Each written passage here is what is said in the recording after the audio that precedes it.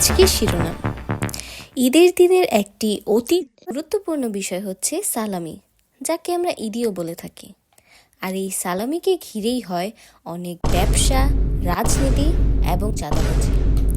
আপনারা অবাক হলেও আমার শৈশবের ক্ষেত্রে এটি কিন্তু সত্যি। আর এই সকল রাজনীতির পেছনে কে রয়েছে জানতে চান? তাহলে দেখে নিন। ঈদ মুবারক বাবা, ঈদ মুবারক। আসসালামু আলাইকুম আমার সালামি। ঈদ মোবারক মা, এই নাও ঈদের সালামি। তুমি বড়, তোমাকে 100 টাকা। তুমি মেজো, তোমাকে 50 টাকা। তুমি ছোট, তোমাকে 25 টাকা। ধুর, তোমার সালামি নিমুই না। 25 টাকা নেওয়ার থেকে না নেওয়াই ভালো।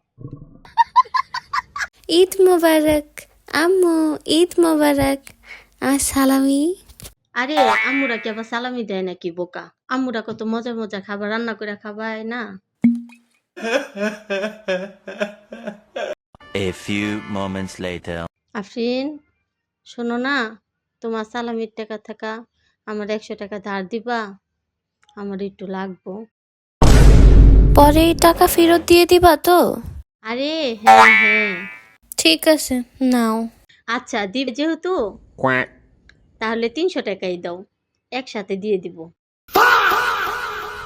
2000 years later. আম্মু, কি হয়েছে?